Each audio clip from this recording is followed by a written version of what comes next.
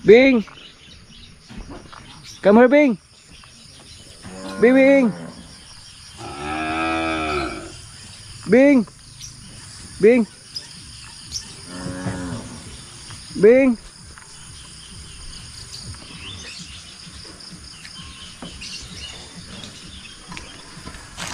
Yan. Butan ka mong baka. Doon ulit sa tawgon. Bing, Bing! Bing, oh.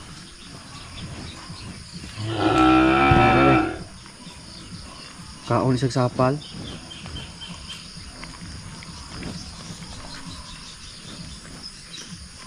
Kusugan mo ka sapal, oh.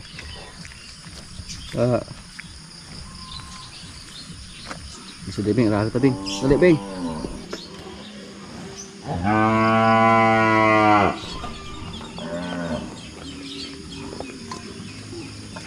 Kau sapal, namang baka. Masikip naman yung busal, oh. Kailangan na po i-adjust.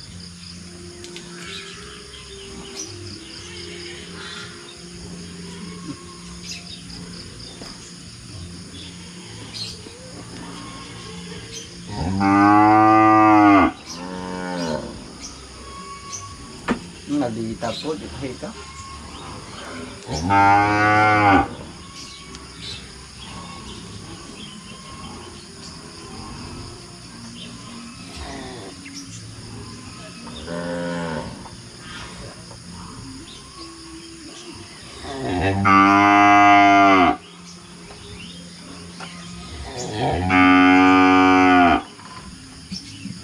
Hindi pa nakamove on yung isa. Namaya siya ng kunti mga kaprobinsya. Nung minalay natin siya. Hindi na po siya nakadili ng gatas. Ayaw na, Beng.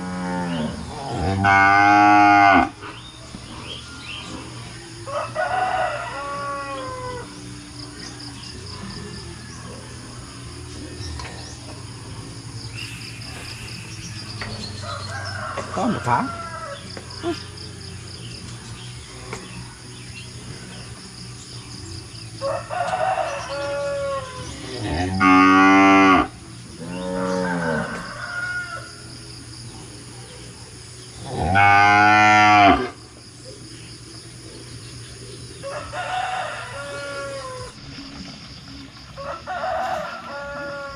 So na araw mga probinsya, subukan namin na harvestin yung mga crayfish na andito. Mula na naglagay kami ng crayfish dito, hindi namin na-harvest yung mga crayfish. Marami na siguro.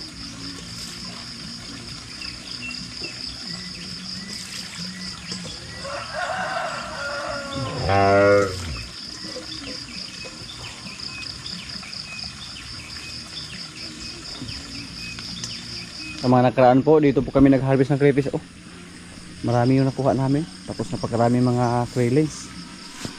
Kahit yung mga predator pa ng krillings, yung mga palaka po yung mga kumakain ng krillings.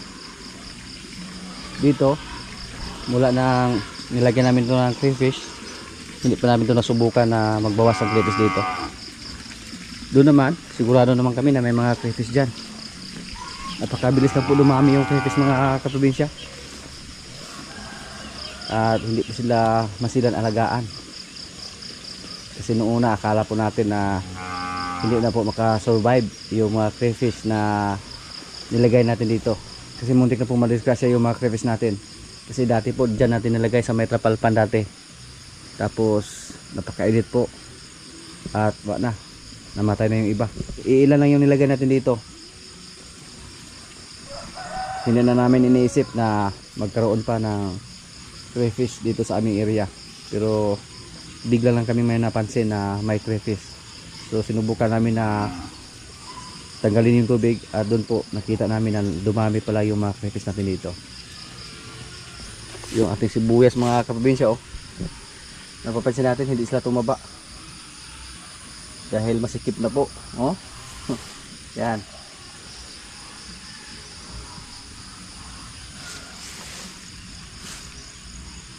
Malapit lang yung pagkatanim natin kasi wala tayong area.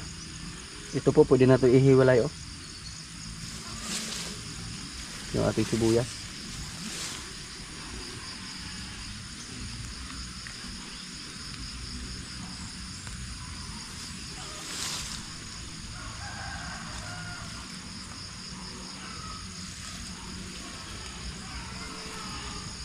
Kung marami tayong balde, pwede natin ito ihiwalay.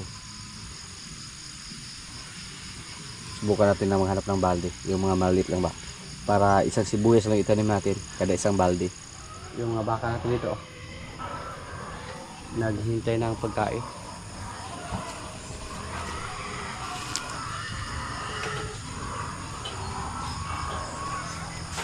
Hello.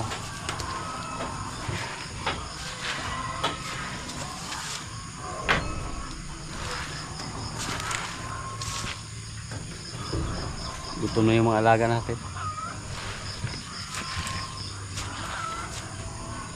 Winay, sana buntis ka na ha? Isang linggo pa lang mula sa pagkasa ni Winay. Mag-4 na buwan ng buntis si Batang.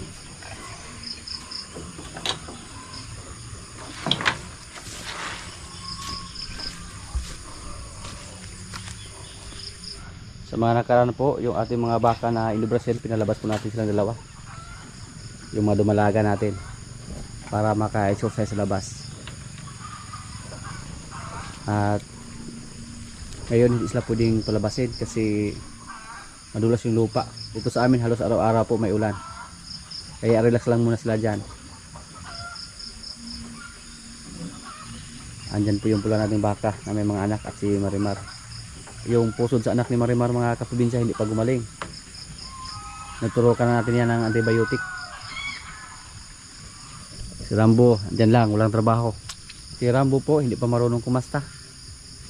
Bata pa siguro. Sa mga nakaraan, pumunta tayo ng stockyard para tumitingin doon kung may mga magandang klaseng kalabaw ba. Pero wala tayong nakita doon na magandang klase. Doon lang tayo sa Panyabunan kasi malayo na pag doon pa tayo pumunta sa Dawis. At yung isa ring baka oh, malaya siyang kumakain dito ng napier. Yan, napurga na po natin yan, naturukan na ng vitamins. Yan ang bahala dyan. Noong una po inatake siya ng bulati at napapansin namin na medyo payat pa siya, kaya pinurga namin ulit. Yung anak ni Marimar o ni Suroy, gusto niyang kumain ng napier. Malakas na po siya kumain mga kaprobinsya. Yung ating Brasilia gamay, mapurma na po yung katawan niya. Kaya alam muna natin siya dyan na maka-snack ng mga damo. Lumapit si Rambo sa atin. Rambo, sunod po ha, turuan ka namin sa pag-araro bo. Si Lemer mga kaprobinsya oh, yung taga-kasa natin dito. Medyo marami na po yung baka na nakasahan niya dito sa atin. Isa na lang sa ating mga baka ang hindi pa niya nakasahan. Hindi pa naglandi. Isog to.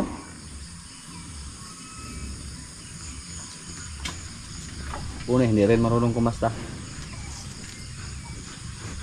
Hindi pa natin mapataba ng husto si Buni ngayon mga kaprobinsya. Kasi budget lang muna kami sa napier.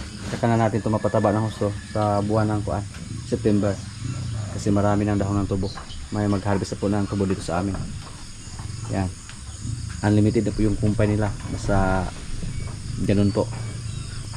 Dati po may nag-comment sa atin na kaya maraming natira sa ating mga kumpay kasi hindi natin ginamitan ng shredder. Kung ginamitan pa daw natin ng shredder, walang natira. Pero dito sa amin, alam po namin kung bakit maraming natira. Maraming matira po, basta marami yung ibigay natin. Lalo na pag season na po sa pag-harvest ng dahon ng tubo dito sa amin. Pero malapit na po, mga 2 buwan na lang yung hintayin namin. Magsimula na po yung pag-harvest ng tubo.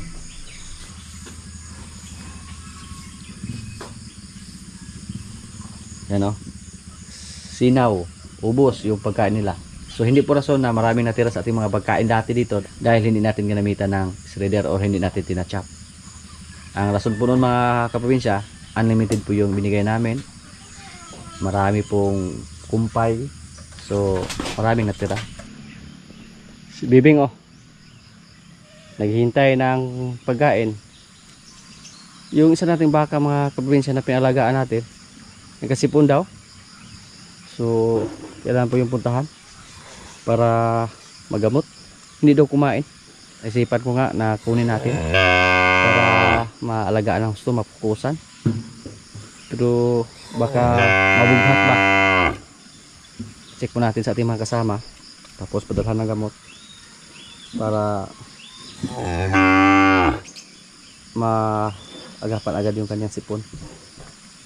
Base po sa aming experience dito, pag mga bata pa lang, lalo na pag hybrid or may dugong rasa ba, kailangan na may kuwan sila, may kulungan.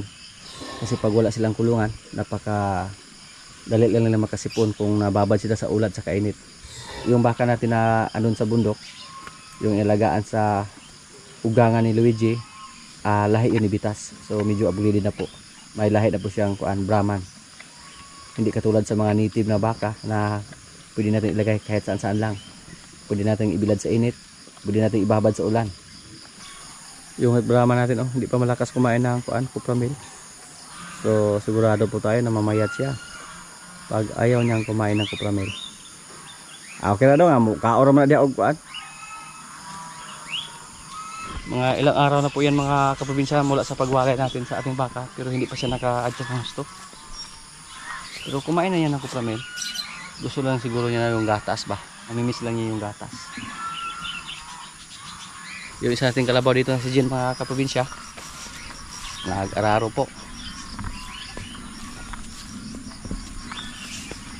Ang turuan po natin sa sunod na po sa pag-araro mga kaprobinsya si Paula, para pag mabinta tayo kay Paula, malaki yung abutin. Asahin natin siya sa pag-araro. Yung mga gulay namin dito, ito yung nakatulong dito sa amin, yung aming talim na gulay. May alugbati, may galay dito. Kahit gano'n pa karami yung gulay namin dito mga kaprobinsya, basta araw-araw namin gamitin. At yung galay, napapansin po namin habang tumatagal parang pumayat siya. So ang ginawa po namin dito mga kaprobinsya, ilipat na namin sa ibang pwesto yung aming galay. Yung papaya natin na tinanim, native lang yan. Pero naisipan ko po na bumili ng mga buto sa online, yung magandang klase. Kahit pang gulay lang, masarap naman yan pag manok, gataan. Wala rin mo labigi din na, kaya harong di mo gahe. Busog din sa kahuman. Kalmado na si Jin mga kaprobinsya. Pero nung una, haras kayo, halos tumatakbo. Nanibago siya noon, kasi matagal na po siya na hindi nagamit sa pag-araro. Kalma kayo. Ano siya guwapos inadlaw gil ba?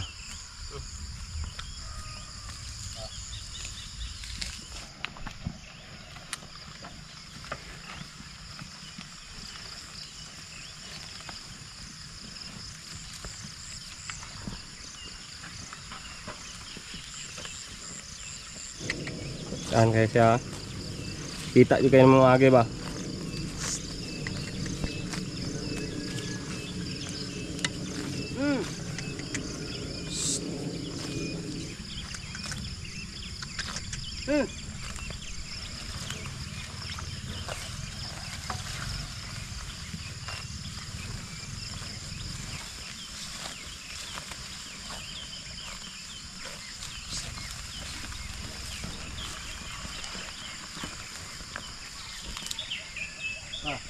Wah. Sibuk.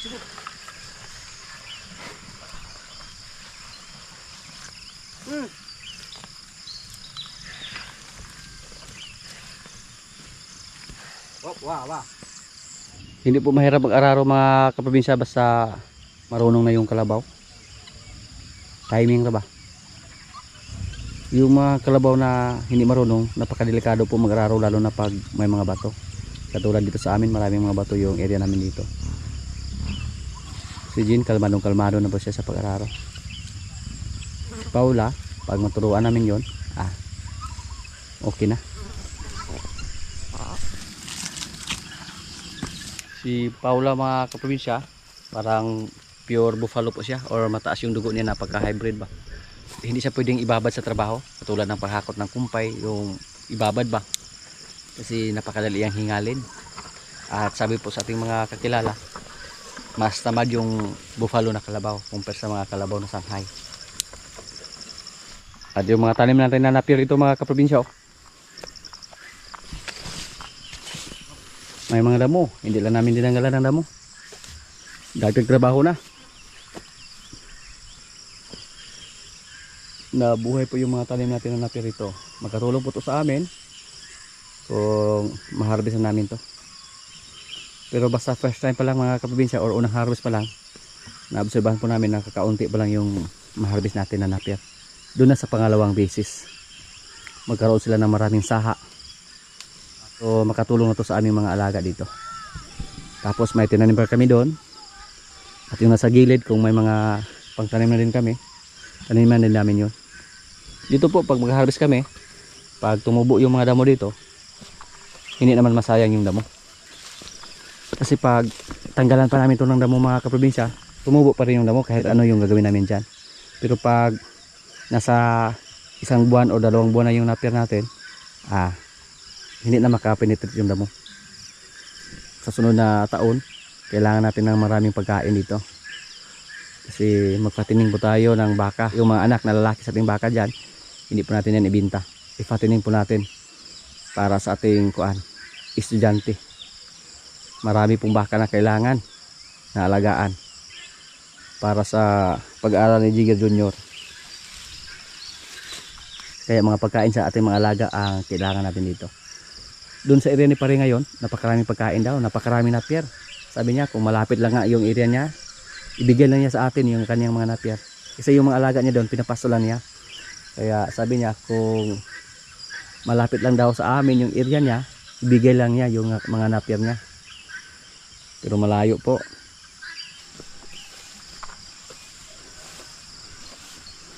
Karabang kang Pare diya ba? Dili bita layo gid sa ak. Usa ka kilometro ko nagkapin. Pero ang aton lang gid siya. King maagi ring karosa.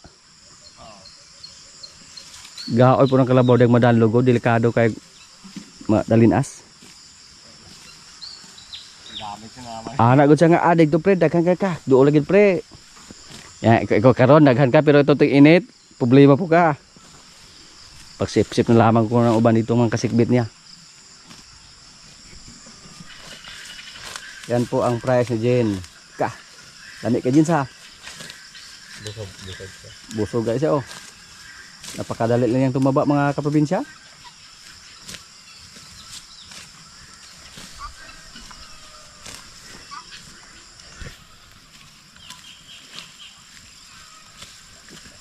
Lami ka Jen sa.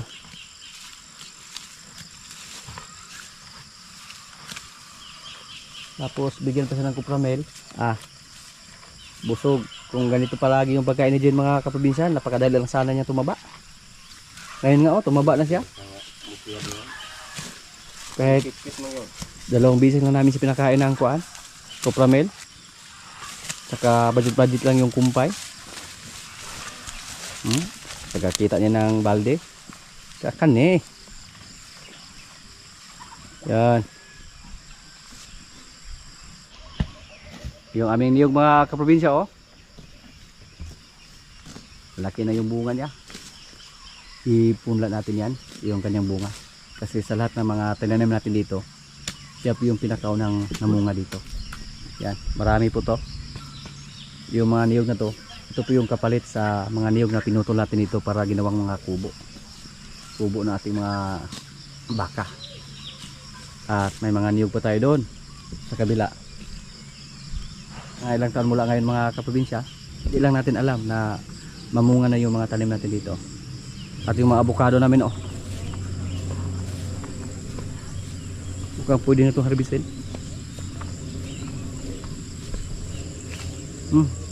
Nahulog na yung iba oh. Ipa-harvest natin itong mga kaprobinsya. Pwede na to. Next week. Mukhang pwede na to.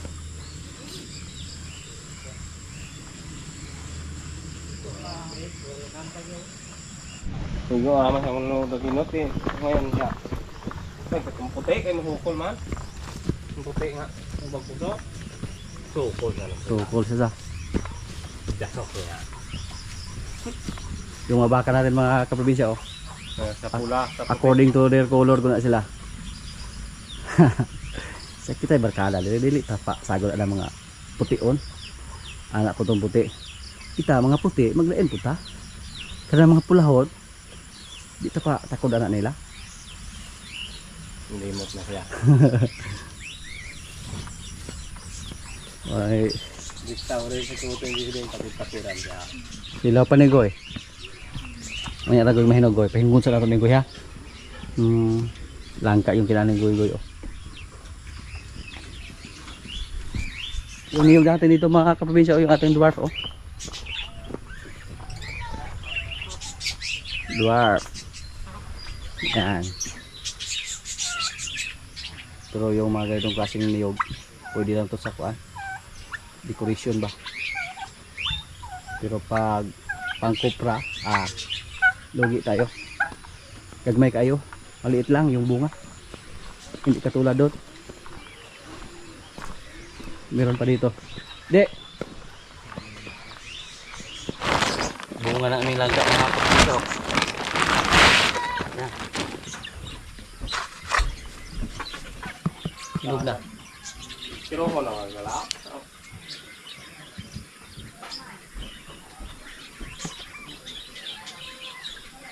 Yan po ang masarap sa may mga tanim tayo. Kahit hindi marami, pang personal lang nakain. Fresh from the farm. Mga kaprobinsya, kaya na po. Ito yung ulam namin oh. Saan na ito? Jump fish. Palaka. May kanin. Lamit ni. Binataang palaka. Lord, maraming salamat sa pagkain. So, kain na na. Ay, si ko tabog. Ano talaga ka na? Kami siya. Kami gujado.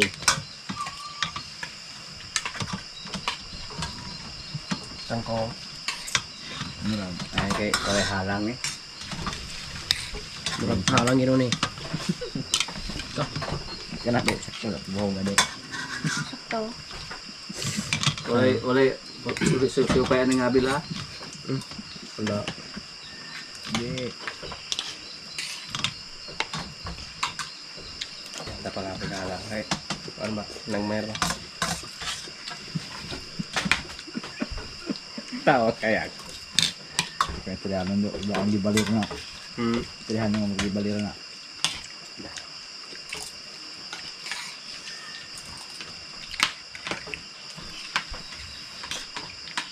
Di. Wala. Okay ra. Okay. Halang ginoon. Lama. Okay, pagkabog dyan eh. Piyupay na mo. Punta ka sa yung jo nga di ako nabig halang. Ay, mutuwa na.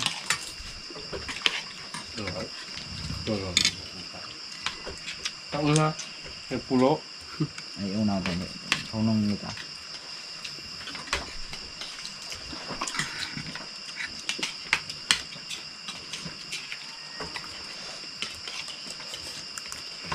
Anong kakap? May kasabantay.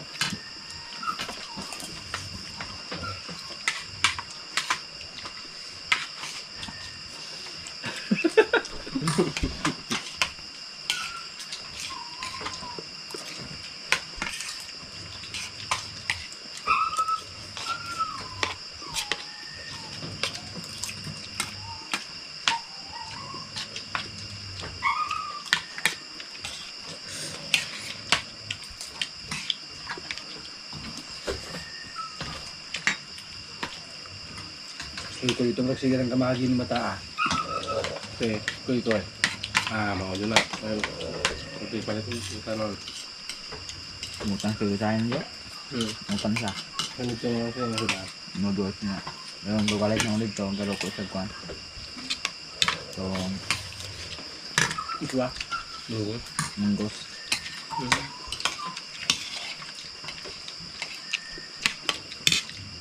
Ano na? Hmm. Gawin pa sa mundo. Baru saya dibalik apa nih ya? Orang munggah gitu.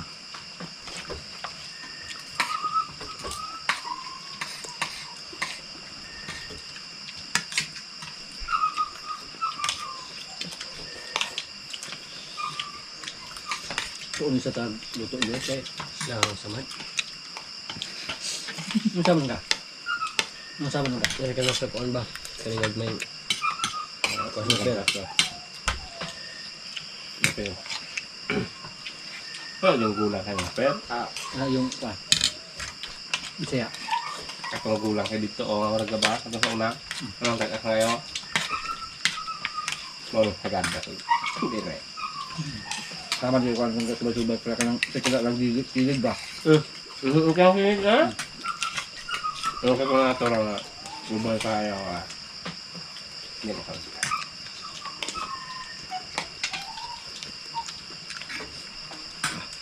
Hindi tayo noon. Ini tuh halang you know. Ini kayo yung luto nyo. Alang pa yun. Tiwas ka ini. Bahang na mo ba? Kung saglag iling. Umagay lang dede. Anak. Ano? Ano dia tinggal gani. Ano tadi? Halang. Halangan tadi ay.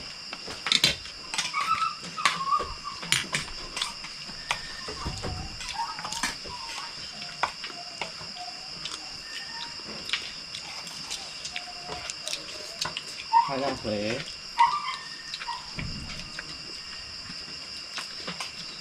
Ay, maya anjo. Oo. Sabon. Ang buwan. Ulit mo tawar. Saan ka mo? Saan ka kalete?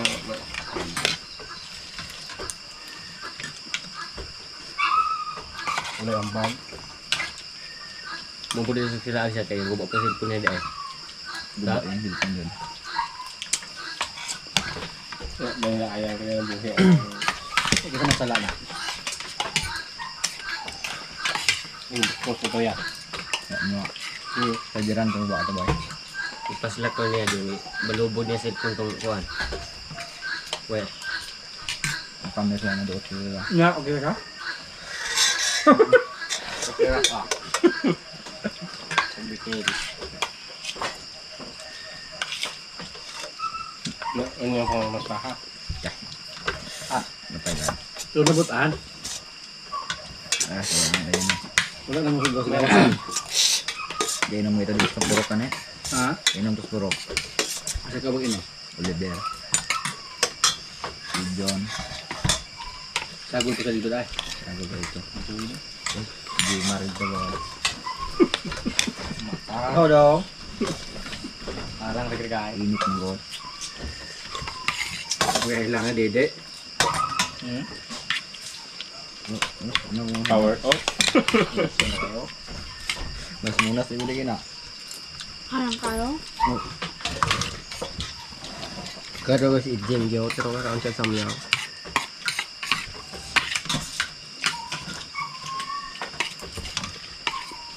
Ano katugod. Ako may halangin sa buhay ko. Bako nga ito makita ako. Ini siya sige, hondang mo kaya mo. Galay sa katapat. Galay. Galay. Nung nalayan.